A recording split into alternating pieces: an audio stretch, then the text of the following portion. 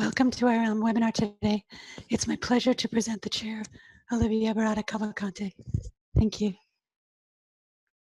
Hi, good afternoon or good morning, depending on where you are. Welcome to the World Obesity Federation webinar. For those of you who don't know me, I'm the new Director of Health Systems and Professional Education at the World Obesity Federation, and I'm glad to have you here to chair this webinar, which will focus on the theme of weight stigma, which you probably know is also the theme of our World Obesity Day that will take place in events. We will begin our webinar by having our Head of Policy, Hannah Brinston, provide some information on World Obesity Day. She will give us a summary of our key messaging, ask our reports, and she'll share with us ways in which you might get involved on World Obesity Day.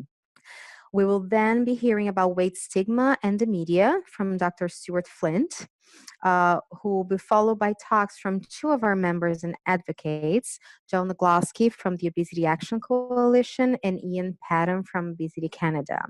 And they will be talking about the work their organizations are doing in relation to weight bias and weight stigma. So as usual, we really want to make this webinar as interactive as possible. And in order to do so, after each of the talks, you will have a couple of minutes of Q&A. You can ask all of your questions during the talk.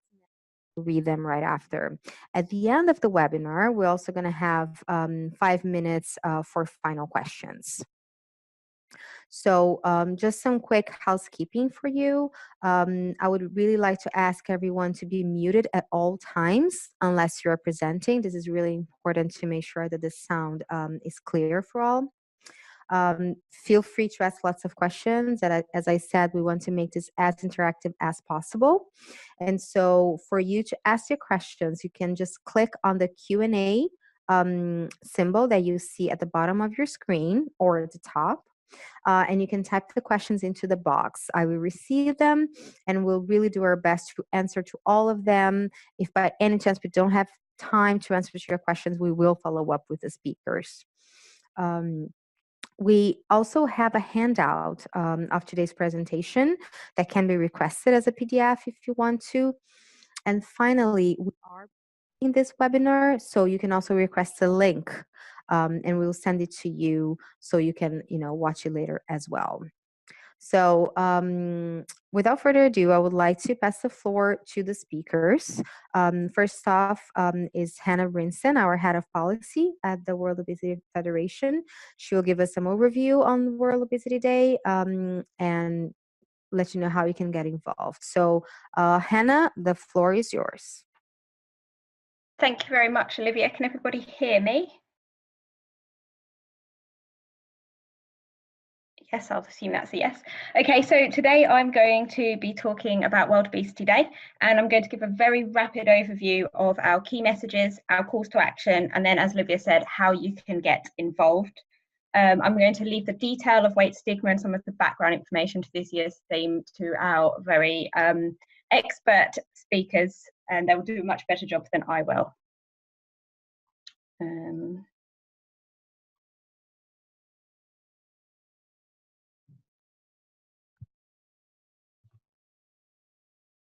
Okay, so our key messages. As I said, this year's focus is on weight stigma, and we have a number of key messages which we're prioritising as part of this year's World Obesity Day campaign. And this selection of messages has been shown to try and reflect a breadth of issues related to weight stigma in order to show the complexity, but also to enable as many people as possible to get involved with weight stigma. So we know a lot of our supporters, some of them work in healthcare, some of them work more in policy and advocacy. So we really wanted a selection of messages which tried to capture as many people's attention as possible. So our key messages are that negative images and language, particularly in the media, reinforce stereotypes and stigma. That stigmatizing obesity undermines people's health, making it harder to seek support for weight management. There's a positive, supportive narrative between clinicians and their patients will increase the effectiveness of care and will help people with obesity feel more confident and comfortable about seeking help. And that finally, that obesity is not about individual blame. Environments encourage unhealthy behaviours, and the current narrative ignores the complex interplay of a range of factors and instead focuses on personal responsibility. So these are the key messages that we're going to be focusing a lot of our advocacy, a lot of our social media around. In terms of then what we're actually calling for, again, these have been designed to have quite a wide breadth to try and get as many people engaged as possible and to get as many people as possible thinking about perhaps what they can do to help address weight stigma. So our key calls are that we need more consideration, particularly from media outlets, on their use of language and imagery. And this includes journalists, editors, picture editors. We're not just talking to the journalists themselves, it's everybody involved with media. We want greater sensitivity from healthcare providers in diagnosing and treating obesity. Also about understanding there is a range of drivers of obesity and that these will differ on an individual basis. We want greater awareness about the sources of weight stigma and the steps that can be taken to avoid it in a range of settings. And this includes workplaces and schools and other community groups where we know that actually there's a lot of weight bullying and stigma. And finally, we want governments prioritising upstream policies in favour of those focusing on individual responsibility and blame. We will need access to environments which are conducive to health. So as I said, there's a breadth of things that we're calling for here. As part of World Obesity Day, we really want to start the discussion on weight stigma. I think this is not very well reflected in conversations around obesity, and we really want to get that conversation going, particularly at a global level. I know a few countries around the world are already starting to do a lot of work on this, but actually a lot of countries are not. So then moving on to some work that we're doing, as part of our work in preparation for World Obesity Day, we've done some work which has looked at the use of images in the media. And this is not published yet and will be published over the next couple of weeks. Basically, what my colleagues have done is analysed some images which have been used in online news stories about obesity in 22 countries around the world. And these images have been assessed based on the presence of various positive and negative attributes relating to weight stigma and how people living with obesity have been presented, or how the causes of obesity have been presented in those images. And from the analysis that we've done from different countries around the world, we've found lots of examples of both negative and positive images. And what this tells us really is two things. Firstly, that, as I say, this is a global problem. There are a lot of negative images used out there, and most of the countries that we looked at had more negative than positive images. But what it also shows us is that there are better images out there. I know we have an image bank, and a number of other organisations have image banks with better images, but there are a lot of preferred images already in use. And I think it's really important that this point is made because it shows that we can make a difference, that it's not a really distant hope that we can have better images used. Actually, the images are there, we just need to use more of these better images. So this research is going to be published in a number of different ways. We're using it as the basis of our scorecards or our infographics for World Obesity Day, which we'll be disseminating in the next couple of weeks. And the idea of these is that they'll be done country by country for the 22 countries that we've looked at. And we're really hoping that this will help with national advocacy with national and local media outlets. So we hope you'll find these useful. And as I say, these will be disseminated in the next couple of weeks. We're also publishing the research in our journal, Clinical Obesity. An early view version of that paper is going to be published hopefully next Wednesday, so look out for that. And we'll be publishing a report on World Obesity Day, which is going to highlight some of these issues around images in the media and also around language in the media. So again, look out for that, and hopefully this will form the basis of our own advocacy around World Obesity Day, but also hopefully you'll find it useful as well if you want to get involved. So speaking of getting involved, we have an advocacy toolkit, which is really a one-stop for everything you need to know about World Obesity Day, and I really encourage you all to download it and have a look. You can download it by clicking on download on the slide you can see at the moment, but it's also available on our website. This covers information about background of weight stigma, it covers our key messages, our calls to action, and also different ways you can get involved. It has support around using social media, writing press releases.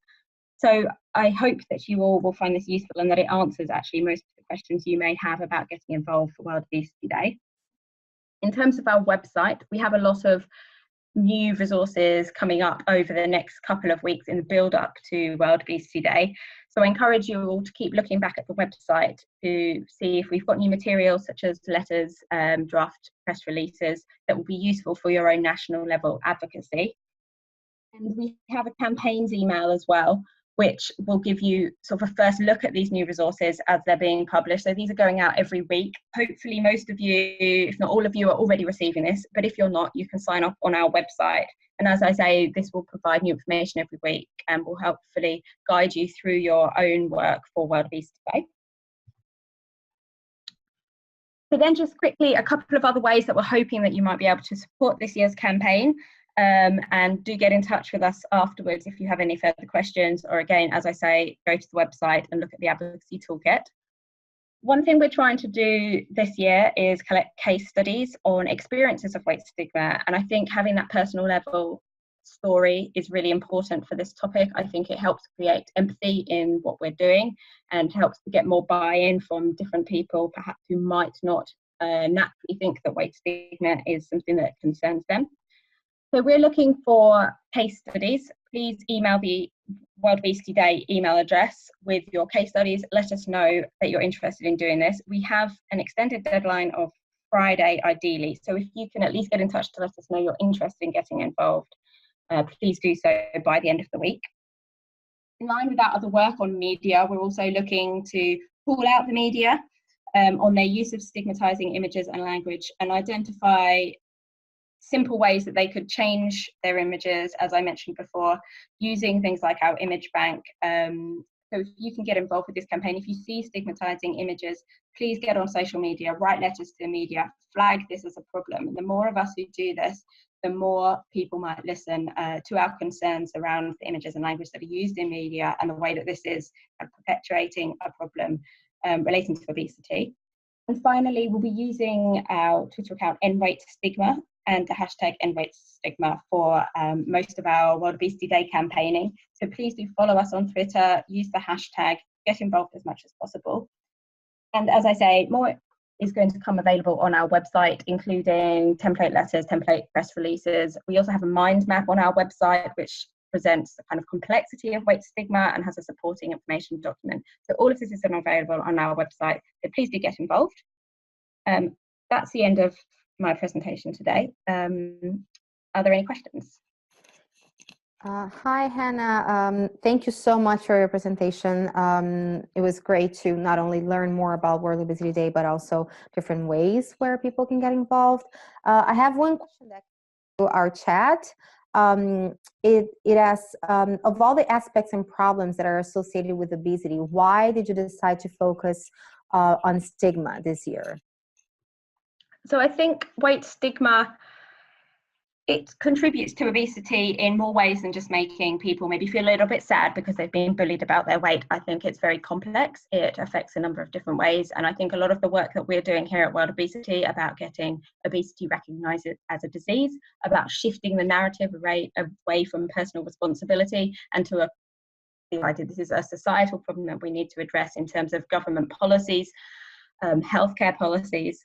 So weight stigma contributes to our understanding of obesity, and we need to address the stigma, and then we can address obesity at a population level by ensuring that people understand the policies that need to be implemented, that healthcare providers need to better understand the many factors relating to obesity. So only by addressing this weight stigma can we achieve that. Thank you so much, Hannah. And if other questions come through, I will make sure to follow up with you. And I'm sure all of the participants today will try to get more involved with World Obesity Day. So thank you very much. In the interest of time, I will move along and pass it to our next speaker. We are really delighted to have Dr. Stuart Flint with us today. He's based at Leeds Beckett University in the UK.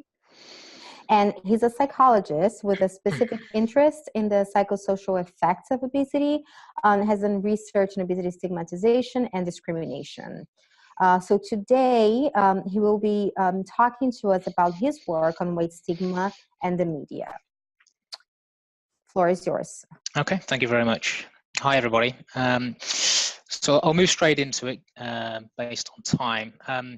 So as everybody here, I'm sure, is well aware, stigma and discrimination is very pervasive in our society. In the UK, we have evidence that demonstrates people are discriminated across a range of settings, including schools, workplaces, and healthcare settings. But this is in alignment with research across the world. So there's evidence in the US, in Europe, Australia, and also some areas of Asia that also demonstrates that stigma is very pervasive. Very recently, this year, an all-party parliamentary group in the UK, specifically looking at obesity, highlighted that people with overweight and obesity experience discrimination almost on a daily basis. So why are these stigmatizing attitudes and misconceptions so common? Well, certainly one of the main sources that contributes to weight stigma in the UK and elsewhere is media portrayal. And that's the focus of my presentation. So I'll discuss the influences of the media in contributing to the development and maintenance of stigmatizing attitudes, misconceptions of obesity, but also the portrayal that actually strengthens a belief that obesity is controllable and places blame and responsibility at the individual level.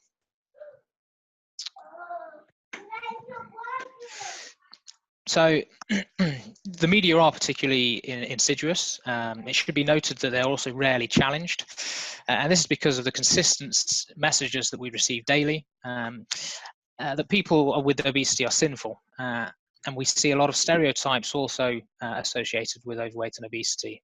So they include laziness, gluttony, unintelligence, being socially inept and physically unattractive. We also have within media portrayal is that a simple message that essentially obesity is the result of energy intake versus energy expenditure, and this ultimately shapes social consensus within our society. There's many stigmatizing TV programs and films, just some examples there on the left. And this is evident for media right across the lifespan. So we see that in early child related TV programs, those targeting teens and adolescents, but also in adulthood. And in fact, the stereotypes that we see children reporting are evidence within TV programs that children view. And of course, we also know that stigma is reported by children as young as 3 years old. What we've also started to see, probably since the turn of 2000, is a rise in reality TV programs. And within these, we're also picking up a range of different stigmas. These TV programs are typically based on stigmas that are designed to draw the attention of the viewer, to engage people in different types of debates. So what we've commonly seen, certainly in the UK, is reality TV programs based on weight, but also on deprivation. And in the UK, we see those two themes often coined together. This is certainly perpetuated through these types of programs, where we see, for instance, those stereotypes that I mentioned earlier, laziness and gluttony, being reinforced to the viewer, but also in some cases, such as The Biggest Loser program, which became quite a global hit. So there was The Biggest Loser US, UK, Australia, and other. We saw that those types of stereotypes were also associated and attached to the individuals or the contestants that were part of it. There has been quite a bit of empirical research that's looked at the impact of exposure to The Biggest Loser in particular. And just to condense some of that information, what we've seen is that people who are exposed to this program, those who were exposed to more episodes, became more concerned with their weight. A dislike for people with overweight increased. We also saw that anti-fat attitudes increased. Now, beliefs about the controllability of weight increased also, and of course that's important because higher controllability beliefs, we know they're associated with increased likelihood of stigmatizing people with overweight and obesity. And we also saw that there was a lower motivation to exercise. And again, that's consistent with research that tells us that experiences of weight stigma and discrimination, they lead to maladaptive responses. We know that they're associated with, for instance, avoidance of healthcare, avoidance of physical activity and exercise, and in some cases, research has demonstrated a worsening of eating behaviours. So it's also great to talk about the media's portrayal of overweight and obesity for me, because that's actually where my journey in researching this topic started. So I was actually studying for a master's degree in 2007, and I came across a national newspaper article in the UK, and this was the title. It used the title, "The Fattest Boy in the World Weighs 16 stone, age 7." It then began by posing the question to readers, "Think British kids are getting a bit porky? Then take a look at this Russian tank." There's various stereotypes within the newspaper article, and also comparisons made between the boy's weight and a baby elephant. So a very stigmatizing news article.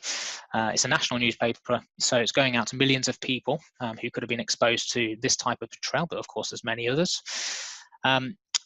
This is about a child, and we can also see the active dehumanization of the child as well, referring to the child as a Russian tank. So that was back in 2007, but actually stigmatizing media portrayal has or appears to have increased over time. This is a newspaper portrayal. It's actually an online version from 2018. So I picked this up in January this year. This was based on a release of some data in the UK. So this was about the prevalence of overweight and obesity in children, taken from the National Child Measurement Programme. So for those people who are not aware of that programme, maybe outside of the UK, essentially it's a programme that means that every year children in primary school, elementary school, are measured at the start and the end of that school, aged 4, 5, and 10, 11, and that's what informs the prevalence rates of overweight and obesity in England. Okay, and that last bit's important in England, because one of the issues with this article was that there's inaccuracies. So at some points it talks about this is the prevalence of overweight and obesity in England, then it says in Britain, and then in other instances it says in the UK. So actually people are receiving inaccurate information, and that's consistent with a variety of other types of media. Media are giving inaccurate information. In the top right hand corner you'll also see there's a map that the newspaper decided to develop, which is also inaccurate. I mean, firstly it uses a title which is to draw the attention, but also maybe to shame certain areas where maybe overweight and obesity prevalence is higher. What you'll see on the map is there's red icons. They're supposed to represent a person with obesity, and then you have the green icons, which are supposed to represent a person with normal weight, but actually the data here is all overweight and obesity. So again, there's an inaccuracy there in terms of the way the map's been created. And then of course you've got the image, and this is a typical image that I'm sure everybody's well aware of. But when we talk about stigmatizing media images, it's those that typically are headless, shirtless. 9 times out of 10, the person is either consuming unhealthy food or is sat down or in a sedentary pose. And in this case it's a child as well, but we've got loads of different image banks. World Obesity Federation of course have an image bank themselves, which media should be using, and I've worked with media. We've developed some great news articles, and it's been really frustrating when 2 weeks later the same journalist then is writing about obesity and doesn't use the non-stigmatizing image banks or use the stigmatizing terminology that I've spent time working with them to reduce. We've conducted a range of different studies over the last 10 years looking at media portrayal. This is one that we published in 2016. So we collated newspaper articles for the course of a year, and within that sample we had 312 newspapers, 349 articles. You can see a split there between broadsheets and tabloids, so there's more articles about obesity in tabloids, and that was both weekend and weekday news articles. Most of the articles presented obesity as controllable, and we can see that in 98% of the cases articles said or informed the reader that it was controllable. And I don't have a massive amount of time obviously today to talk about the different themes, but of course one of the themes was stigma. I've got a couple of different quotes to show you that came from that study. So here's the first one. The only reason that we interfere with what fat people eat is how much it costs the rest of us. Perhaps we should leave them alone. It's well known that obesity and fatness are associated with poor education, poor housing, poor employment or none, low expectations or all the rest. You never see such bloated people and trolleys in smart supermarkets in rich areas. These days, you can easily tell people's precise social economic brackets and body weight by the content of the trolleys. So obviously very stigmatizing. You see this stereotypes within just this quote here. You can see an association between obesity with a range of different characteristics here. So poor education, poor housing, etc. But actually this gets worse. So here's one of the quotes. We live in an obesogenic society, which means I think that our hospitals are full of morbidly obese chavs with kettle chips poking out of their nostrils, their vital organs entombed in gallons of hydrogenated blubber, people who cannot watch X Factor without reaching for the KFC party death bucket, slabs of lard who only move when the remote has fallen down the crack of the sofa. I'm sorry to read those two quotes out, but this is the extent of media portrayal. And this is the reason why, certainly in the UK, weight stigma is so pervasive, because stigmatizing portrayal such as this is going out to people right across our nation. Another thing to highlight is there's also been stigmatizing portrayal of weight-related prevention or treatment. So weight loss has actually been stigmatized in news media. So this was one, again, we picked up in 2018. I believe this was in May. And here we're also receiving opinions from journalists about who is the most worthy of treatment or NHS funding or costs. Here, this article essentially is suggesting that people with obesity are less deserving of treatment compared to other forms of healthcare, such as IVF. And again, we've picked up that this is on the rise, and certainly in terms of some of the rhetoric that we see from journalists, there's almost a discussion of actually people with obesity are less deserving, and when we get to a point, potentially, given the state of our healthcare system, maybe actually we shouldn't be providing treatment for some patients compared to others. This again is is something that we're really concerned about, and what we've also started to pick up is over the last kind of 5 years or so is the amount of social media activity, and stigma is certainly evident within social media. In the UK, around about 44 million people use social media daily, so that's about 66% of our population. 37 million will be using social media through their phones. So in terms of engagement with media and media-related content, certainly this is something that I think we need to have a focus on, and the unrestricted elements or nature of social media means that this is a concerning area for us. Just to give a flavour, and it's not something I can spend too much time on because of the time limit today, this was a project actually published in from some researchers in the US. They were looking at tweet content on Twitter, so tweet content using the word fat, and it was only within a 4-hour time frame, so quite a short time frame really. Within that time frame, they picked up 4,596 tweets, over half of which were negative, 529 tweets containing weight stigma, and as you can see, they're the stereotypes that I mentioned right at the start. So around about half of those tweets were related to gluttony, and maybe 1 in 4 related to physical unattractiveness. But there's a slight caveat here for both social media, but also traditional forms of media. It's not just the journalists who are stigmatizing people. We also see celebrities, but also academics and healthcare professionals who are engaging with media. So we see in traditional media, but and also on social media, and I've given a couple of examples here, academics and healthcare professionals who are stigmatizing people through the media. So we can't just lay the blame with journalists and media professionals. And I think this goes back to my first point that, weight stigma is actually pervasive, and we see that people of all backgrounds and demographics are reporting stigmatizing attitudes and beliefs.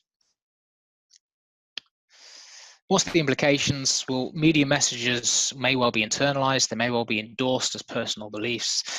And we know that this might also reduce motivation and engagement in healthy behaviors.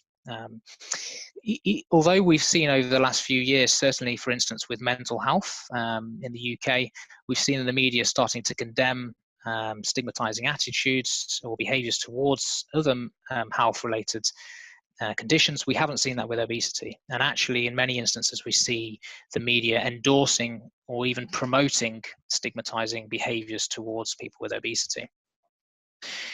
This means that many journalists are therefore failing to adhere to their journalist society's codes of conduct. I've given the two examples here, the National Union of Journalism, which is in the UK, and the Society of Professional Journalists in the US. And they have codes of conduct, and clearly journalists are not sticking to those. So in the UK, the NUJ emphasised that we don't produce material that is likely to lead to hatred or discrimination. Earlier this year, we actually published a small call to the media, which was about the amounts of media portrayal that is stigmatizing, and that was followed up with a letter to the NUJ, which you can see on the screen now. That was also published on the All Party Parliamentary Group website earlier this week on Monday. And this morning I actually received a response from the National Union of Journalists, who are open to a conversation. So I'm hoping that that's going to be our next steps in starting to improve the portrayal of overweight and obesity in the media. So thank you very much. This was a, I'm sorry. That's all right. Shall I just quickly summarize? But yes, please. It's all right. So as I got on the screen, really, stigma is evident across all forms of media, and we see that across a range of different countries. I mean, I've highlighted that mainly in the UK, but research will tell you that that's also evident in many countries across the world. Those portrayals reinforce messages of controllability and personal responsibility, placing the blame on the individual. We know that people aren't adhering to codes of conduct, and I think towards the end of my presentation, I've been highlighting that I think there is quite a concern with stigma on social media. It appears to be very vast. It appears to be unrestricted, and so I think that is an area for not only future research but also future intervention. I'll leave it there. Thank you so much. It's fascinating and very current research. I received quite a few questions through both the Q&A and the chat. We're a little over time, so I'm going to try to stick to one or two questions. So the first one is, what do you think is the key thing we need to do to address stigma? I think what we need to do is get more of the evidence relating to overweight and obesity to the public, because I think one of the issues is that certainly with the media is that they cherry pick information, which means that the public are only informed about certain factors that are related to overweight and obesity, and that ultimately impacts people's opinions and beliefs. What I wanted to highlight as well is, whilst I think the media are certainly an issue for us in terms of their portrayal, I also believe that the media are key in terms of starting to change stigma in our society. And I think we need the media on board, because for many people, that is the main source of information about health-related topics. Thank you. And just really quickly before I pass it on to our next speaker, do you think we can reduce global prevalence of obesity without addressing stigma?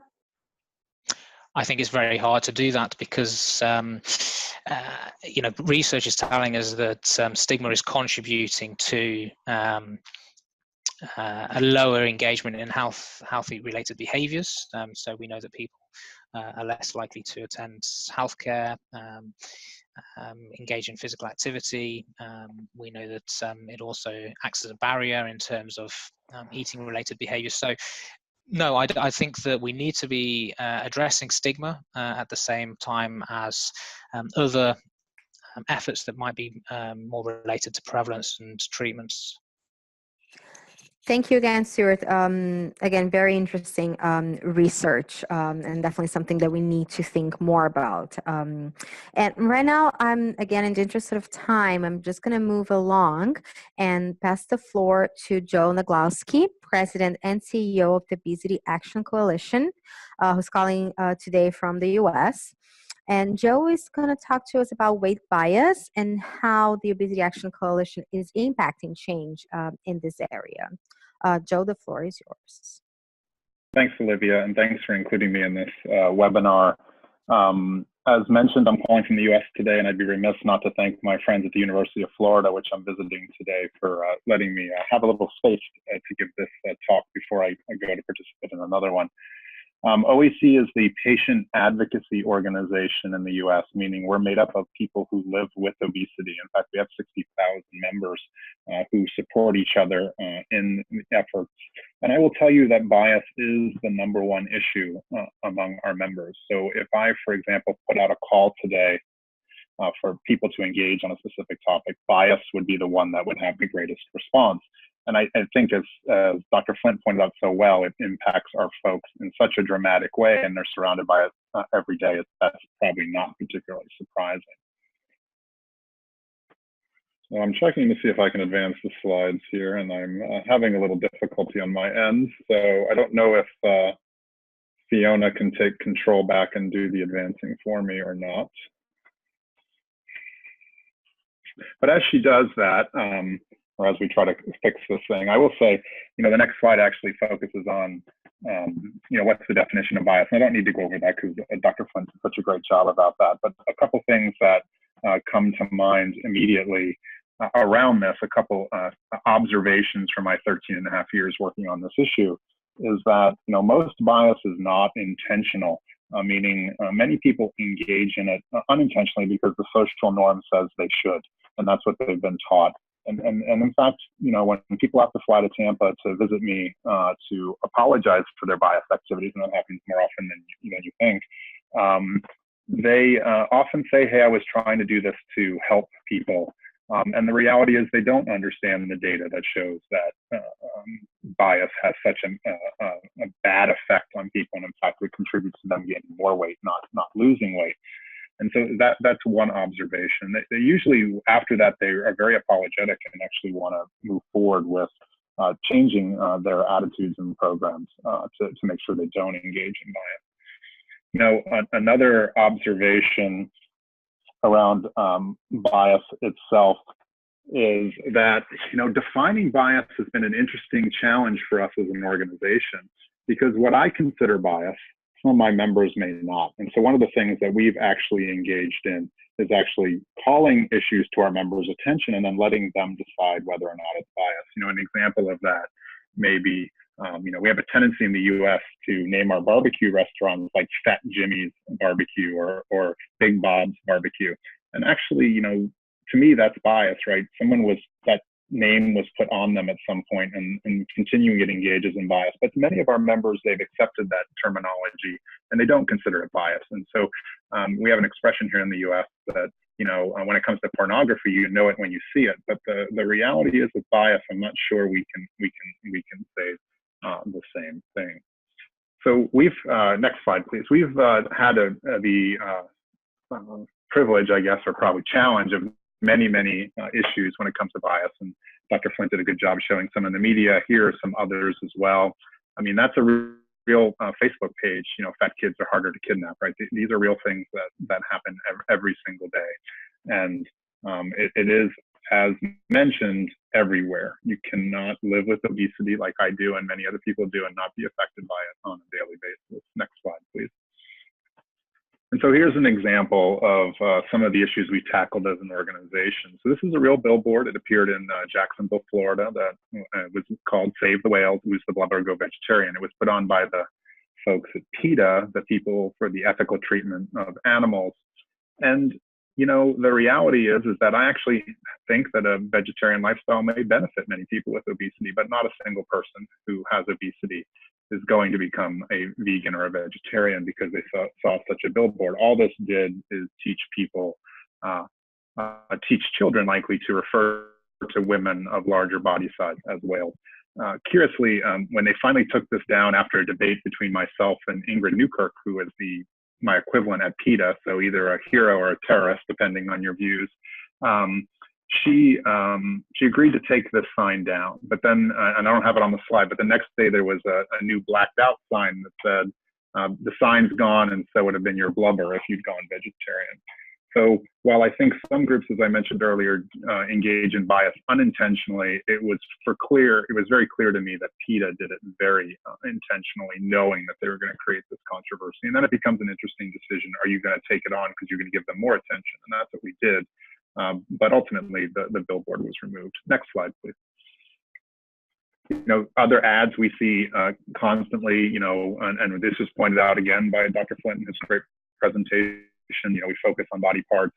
I'm not a dietitian. I don't know what the Physicians Committee for Responsible Medicine, what their problem is with cheese, but I don't consider their ads very responsible, right?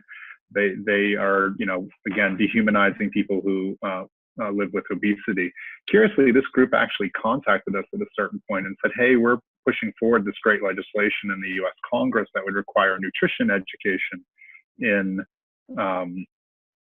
medical schools. And actually, I thought that was great legislation. And we told them, yeah, we'll be happy to sign on when you pull the billboards. Of course, we never heard from them again. Curiously, they got kicked out of that group that was pushing that legislation. And so therefore, that legislation is moving forward, though it hasn't passed yet. Next slide, please. This is another major one, and this actually is the issue that put OEC on the map in our early days, when an insurance company was actually requiring you to score a certain level on an IQ test to have bariatric surgery. And actually, we got this on the front page of every newspaper in the country, but that's not the technique we took originally. We actually, for 6 months, tried to convince the insurance company and then the insurance regulators to say, hey, they can't do this. We didn't go to the media until we had exhausted all of our efforts. But it did make the front page of every newspaper in the US. And then the next day, the policy mysteriously disappeared, never to be spoken of again by the insurer who did this. By the way, to this day, that insurer will still not talk to me. So it's an interesting example of sometimes you have to burn a bridge to win, but there are long-term consequences of it. Next slide, please. Another issue revolves around our own president. So, not long ago, his medical results were released as part of the annual physical. Some people may find this odd that we do this in the US, but it's pretty typical. And, there was some debate, especially in the media, around, the president's BMI was 29.99, and, did they fudge his weight so he didn't have to be listed as obesity? And curiously, we as an organization had to respond actually supporting the president when the president, at least in previous examples, had been a notorious engager in bias himself. So, but we had to say, look, it's not, not the public's business. And we, realized, that engaging in this kind of bias that the media was doing was likely harming, not helping the president. Now, curiously, they nicknamed this the girther movement. So for those of you that follow the U.S. politics, before he was president, Mr. Trump was a big advocate in the birther movement, which was over President Obama, whether he was born in the United States. And so therefore, they played off that word and called it girther. Next slide, please. So we have a list of do's and don'ts, and actually many of these mimic what Dr. Flint shared. So I think this is our safe list here, and it's something that I think everyone should consider moving forward. And these slides will be available afterwards. You can go through those in detail then. Next slide, please. And appropriate imagery does exist. This has been mentioned before too. Our friends at the World Obesity Federation, our friends at Obesity Canada, and then here's the link to our own Obesity Action Coalition image gallery, where we have appropriate images for people to use. Next slide, please. And we do all kinds of public education as well. So how do we tackle bias? When we see it, we react to it, but then we're also working the other side to say, hey, let's be proactive to try to do this. And so we have guidelines for the media, we have guidelines for healthcare providers, and we have materials for people living with obesity themselves and the public. Keep in mind that bias exists within the people who have obesity as well. They have bias towards other people who may be heavier or whatever the circumstances are. So we're not blameless in this, those of us who live with obesity. Next slide, please. And we also then have an action center. So when we see these issues, so for example, when PETA put up that billboard, we actually have an electronic means for our members to be able to reach out and actually email directly to these folks, and we can track those results and use that data to be able to follow through. So it's easy just to say, hey, members, go tackle this issue, but we can't measure results if we do it that way. You know, using hashtags, using our action center, et cetera, allows us to track those results and then share that information with future people who engage in similar bad behavior, saying you don't want to attract this kind of attention from the public because what you're saying is wrong. Next slide, please.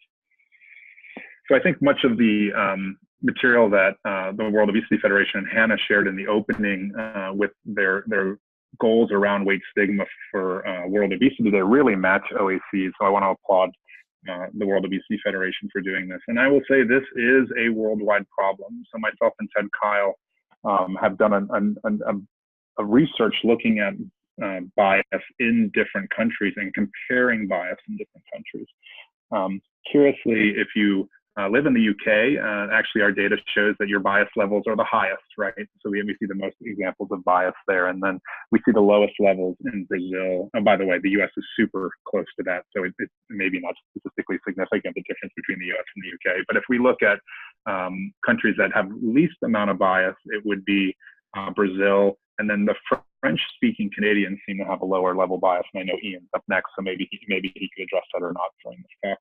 But it is interesting to look at that data and understand the differences. So while bias is different in Brazil, or at least traditional bias is different in Brazil, the understanding about obesity may be slightly off. For the example, they consider obesity an addiction in our study. Most people considered obesity an addiction. And while some people may have obesity due to an addiction, is that a bias itself in saying that everyone who has obesity has an addiction? So something to think about.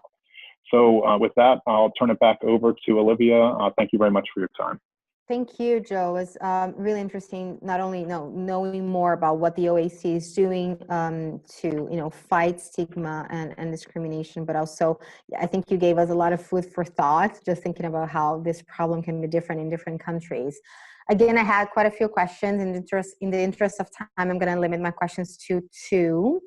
So you showed in your presentation how you use the media to support your case against the insurance company. So is the media an ally or an enemy? Yeah.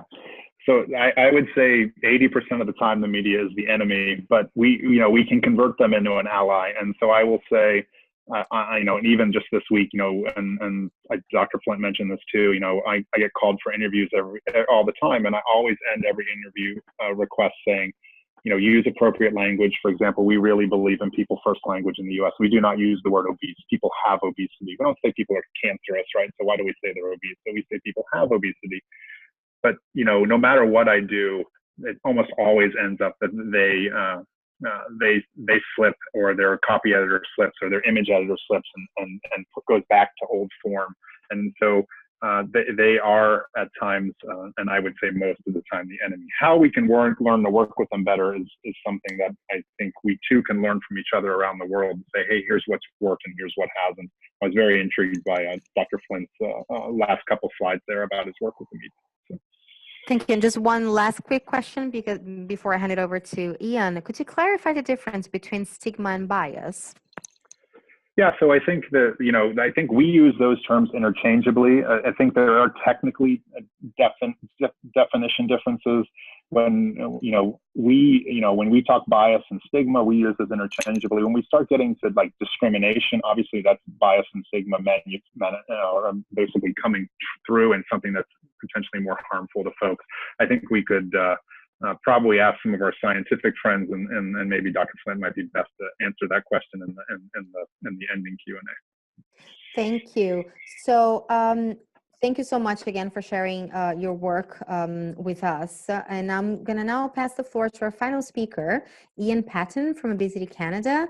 Thank you so much. We're delighted to have you here on the webinar today. And we are really interested to hear more about the work that Obesity Canada is doing on this topic. So over to you.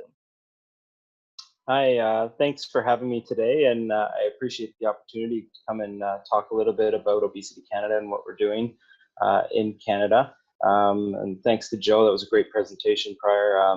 We work closely with the OAC, so it's always good to see what they're doing, and we learn quite a bit from what they're doing in terms of the patient engagement and advocacy side of things. So it was a great presentation. So I don't have control of the slides right now. It's not letting me advance. It's fine. So Ian, Fiona can do that for you. Just let her know when to switch the slides. Okay, so we can go to the next slide. Obesity Canada, for those of you that don't know, we are now a registered charity, but we originally started as a research and health professional organization.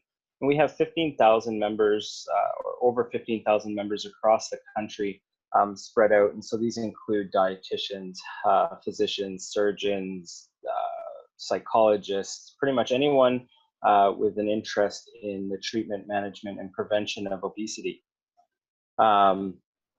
So if we go to the next slide, our vision and mission for Obesity Canada, our mission is to improve the lives of individuals living with obesity. And to do that, we want to focus on evidence-based approaches for obesity prevention, treatment, and policy. So those are the things that we kind of focus in on. And if we look at the mission to improve the lives of individuals living with obesity, that's really kind of harnessed our focus on weight bias and discrimination, because in order to improve the lives of Canadians who are living with obesity, we really need to address that bias that's been talked about previously on this webinar, because that really is the main issue for individuals who have this disease. Next slide. So our values that we kind of focus around, the biggest one is respect. So we believe that everyone deserves to be treated with dignity and respect, and obesity should be treated with the same dignity and vigor of any other chronic disease that's out there. So the same treatment, respect, and that you see with hypertension or diabetes, we should be seeing that for obesity. And so that's one of the core things we believe in. And so to that end, what we do is we really focus on weight bias and stigma through our research, education, and action. We can go to the next slide. So if you look here, some of the activities that Obesity Canada is involved in. Right at the top is the recognition of obesity as a chronic disease. And so we do a lot of education and awareness as obesity as a chronic disease, spreading that to a variety of different stakeholders who should be recognizing and treating obesity as a chronic disease.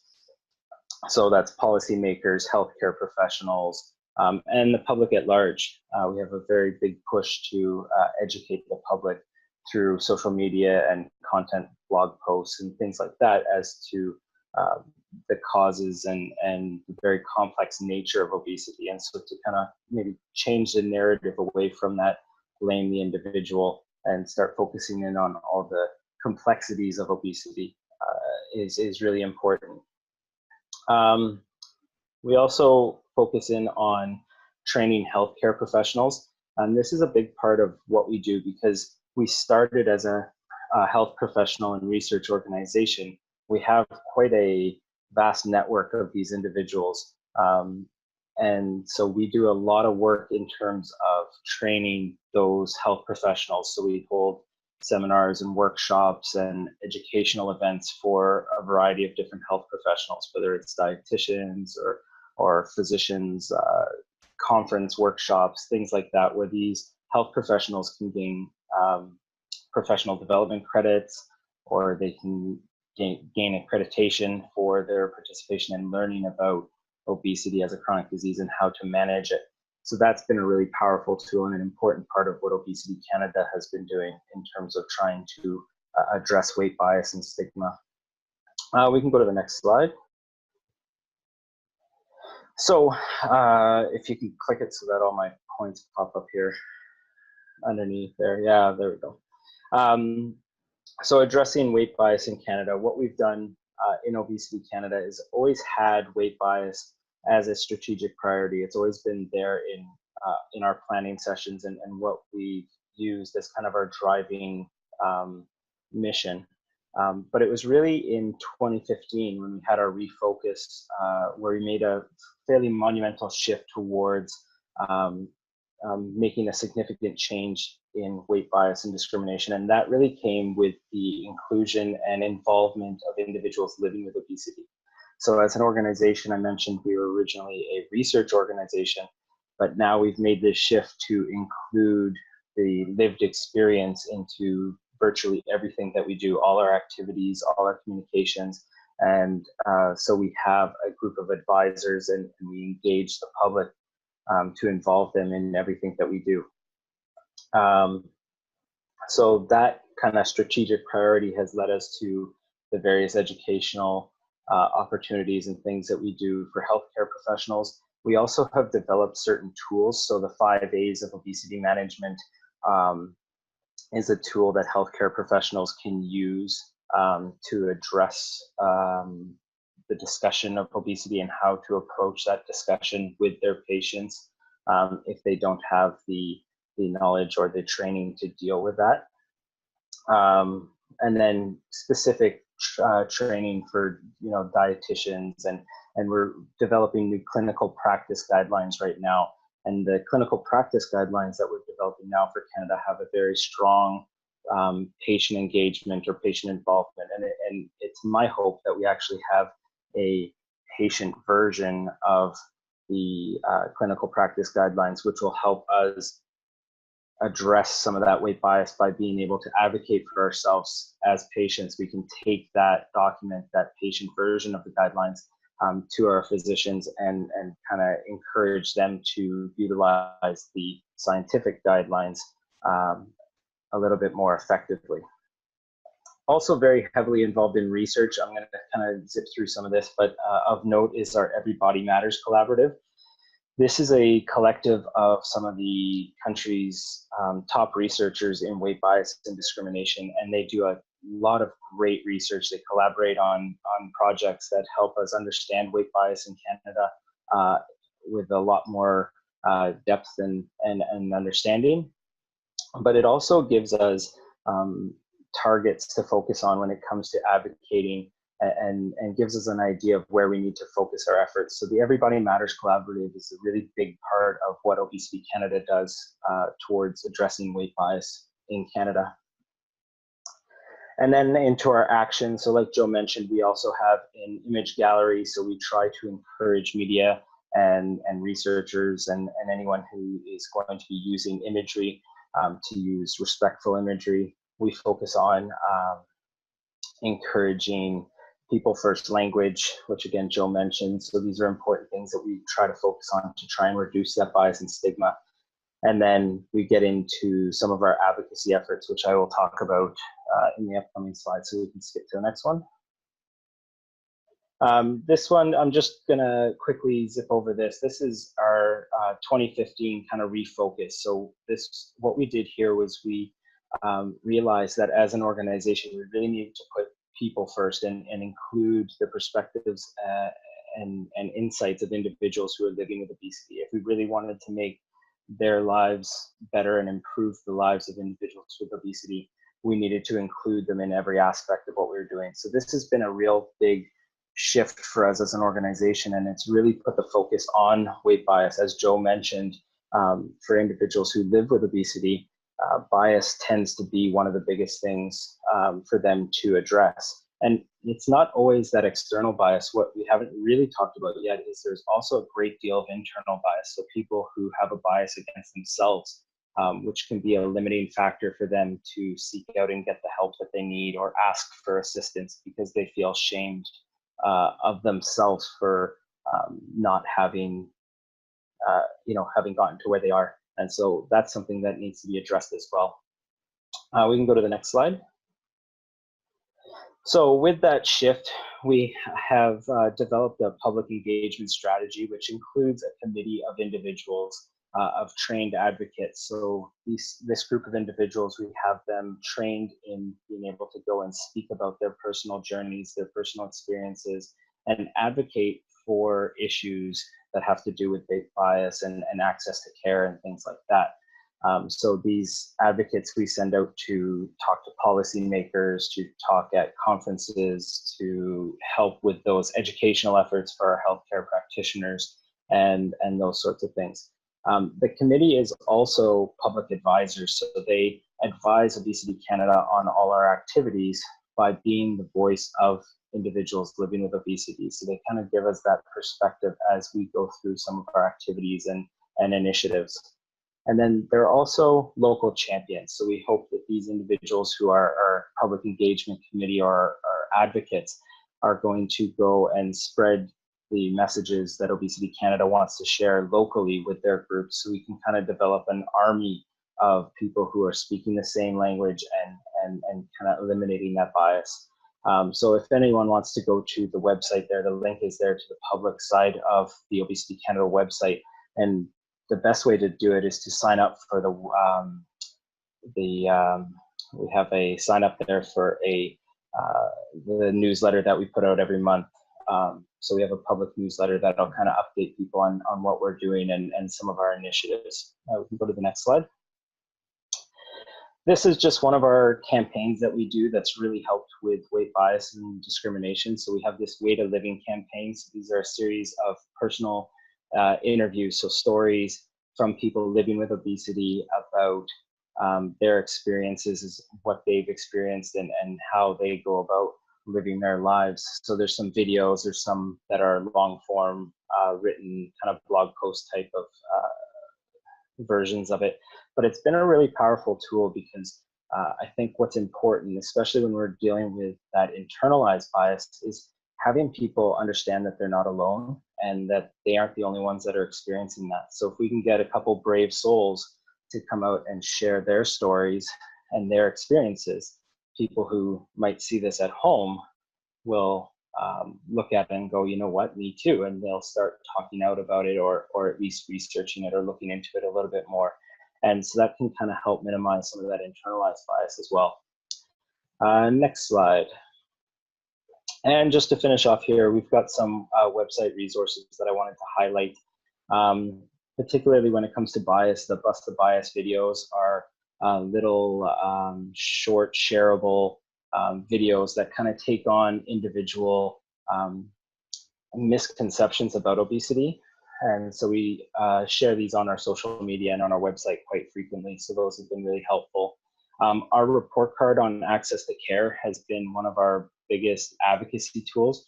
So what this is it's a very comprehensive document that talks about that there is an issue and with obesity in Canada and what those issues are. It also talks about the treatment options that are available and then the lack of access to those treatments. So when we go and we talk about access to care and advocating and eliminating weight bias and discrimination, we can use the report card, which is a very formal document to kind of be our anchor point for when we're advocating. And it's been really, really helpful. And I think I will leave it at that because we're running short on time. So thank you very much, and I appreciate the opportunity. Thank you, and that was not only interesting but also empowering to see that Obesity Canada is doing so much to fight stigma and discrimination. So thank you very much for sharing your work around that. I do have a question for you, because at the same time, that we learned about all the work that you're doing as an organization, what can we do as individuals to change the stigmatizing narrative that surrounds us on our daily lives? I think the biggest thing is recognizing it and not letting it go by. So if it's internalized bias that you're recognizing something that you're thinking or feeling about yourself, recognizing it and then maybe trying to change your course on how you're thinking. If it's something external like a news article or something that you see on TV, it's maybe striking up a conversation about why that's not okay with someone around you, a friend, a family, or even making a comment somewhere about why that's not all right. And I think that's how we need to do it on a larger scale, kind of build up an army of people that are all speaking out against those biases. Thank you. Thank you for that. I'll have then just now a final question to all of our presenters. Sorry, we just had another question coming in. I think I can. I think I can ask both of these questions to all of you. So, first, I wanted to ask. So, a number of presenters have talked about their work with the media and journalists on these issues. What do you think is the biggest barrier to changing the status quo? And if Ian, if you want to start answering that, and then we can pass it over to the other speakers. Sorry, it broke out for me. Just what was the question again? Sure. Sorry. A number of presenters have talked about their work with media journalists on these issues. What do they think is the biggest barrier to changing the status quo? Oh, that's a tough question. I think, especially with my experience, I think the biggest barrier is, so when we try to do things like encourage them to use body positive imagery and stuff like that, I find the journalists aren't the ones who make those decisions, and they don't really have much say in it. So it's the biggest barrier is finding the right people to talk to who are going to change those policies and make those decisions. Okay, thank you. Joe and Stuart or Hannah, do you want to chime in and say what's the biggest barrier for you? I'll come in, Hannah.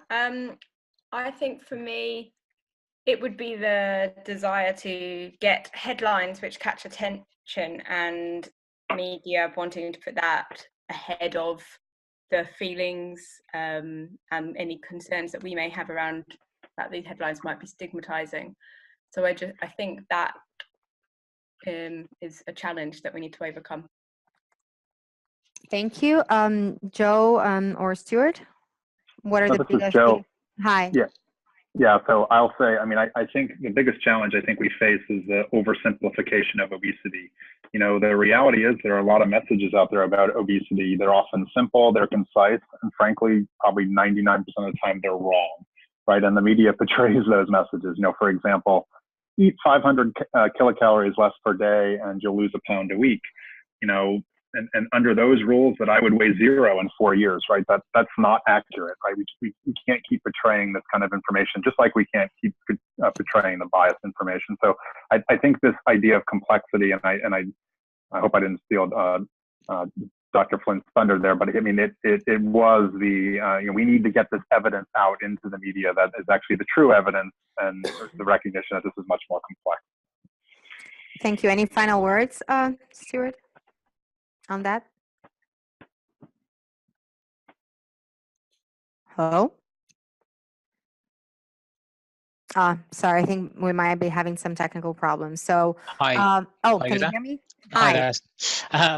Yeah, I was just saying that, I mean, I certainly agree with what Joe's mentioned there. There's this perception that, you know, we want or we need to be giving simplistic messages, and that's clearly counterintuitive and also counterproductive to actually our efforts relating to overweight and obesity, and that, you know, and actually the public deserve to know what the evidence actually is, and so I actually think that the media are doing everybody a disservice by not providing adequate information that is accurate and is evidence based. And very quickly, what I'd also say is I'd agree with what Hannah mentioned. I think one of the biggest barriers for us changing media portrayal is often what's actually motivating journalists is to get more hits, it's to engage more people, it's the sensationalist headlines. So ultimately, you know, their performance is 9 times out of 10 is based on, you know, how many people they get to read their articles or other.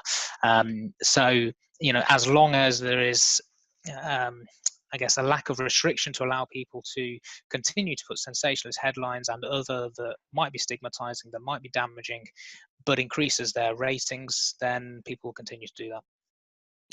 Thank you. So with that, I really wanted to thank everyone for joining us today. I want to, first of all, thank you all the speakers for your presentations. They were fascinating, interesting, and they really painted a picture of this discriminating and stigmatizing narrative that surrounds us really every day. As Hannah mentioned, lots of resources and information related to weight stigma on our World Obesity Day microsite. So please do take the time to visit and get involved if you want to. You also got some resources from our presenters and other ways to get involved.